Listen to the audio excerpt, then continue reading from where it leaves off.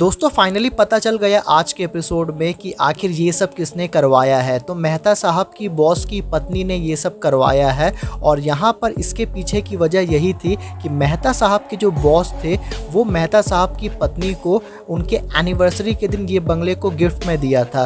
उसके बाद मेहता साहब के बॉस ने कहा था उनकी पत्नी को कि वो हर बार हर एनिवर्सरी में उनको लेकर आएंगे इस बंगलों में, लेकिन उसके बाद वो उस बंगलों में लेकर आते ही नहीं थे उनकी पत्नी को, ना ही उस बंगले में उनके साथ टाइम स्पेंड करते थे।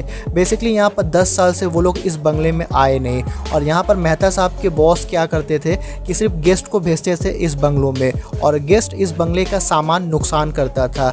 बेसिकली मेहता साहब की बॉस की पत्नी का पेंटिंग वेंटिंग ख़राब कर देता था और सामान का भी नुकसान करता था। और जब मेहता साहब की बॉस की पत्नी उनको बोलती थी तो बॉस कोई एक्शन ही नहीं लेते थे।